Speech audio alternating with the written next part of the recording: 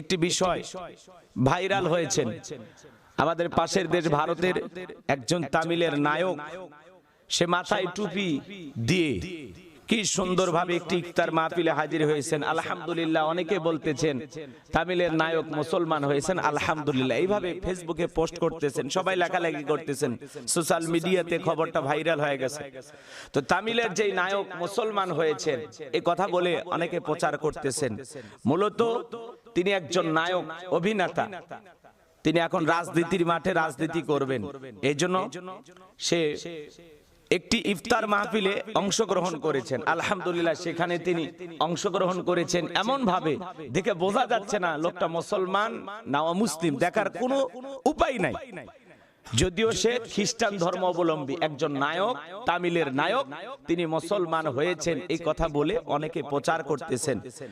অনেকেই সোশ্যাল মিডিয়াতে বলতেছেন আলহামদুলিল্লাহ, তামিলের নায়ক মুসলমান হয়েছেন, ওনার নাম ছিল বিজয়, উনি নাকি মুসলমান হয়েছেন, এই কথা বলে অনেকে প্রচার করতেছেন। আসলে রমজান মাস এসেছেন আমাদেরকে পরিবর্তন করার জন্য। তো তিনি রমজান মাসে যেহেতু একজন রাজনৈতিক নেতা, আবার পাশাপাশি নায়ক, তিনি একটি ইফতার মাহফিলে হাজির হয়েছেন।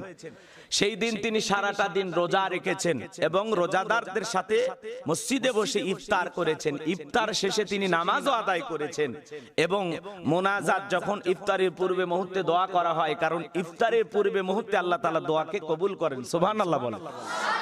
ইফতারের পূর্বে মুহূর্তে তিনি মোনাজাতে হাত তুলেছেন, সালাত আদায় করেছেন। মূলত এটা তার রাজনীতিক একটি কৌশল, মুসলমানদেরকে তার নির্বাচনে ভোট পাওয়ার জন্য তার এটা একটা রাজনৈতিক কৌশল। মুসলমানদেরকে কাছে টানতে রাজনৈতিক একটি কৌশল হিসাবে সে মুসলমানদের সাথে ইফতার করেছেন, মাথায় টুপি দিয়েছেন, সালাত আদায় করেছেন, রোজা রেখেছেন।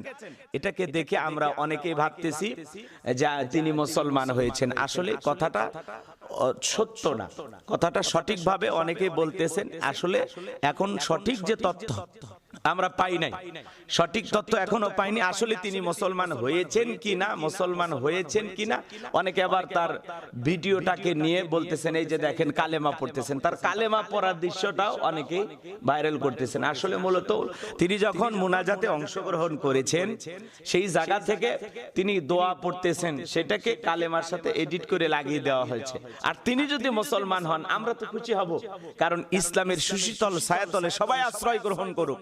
তিনি একজন খ্রিস্টান ধর্ম অবলম্বী, তিনি যদি কালেমা পড়ে মুসলমান হন, তার পূর্বের জীবনের সমস্ত গুনাহগুলোকে মাফ করে দেবেন কে? আল্লাহ।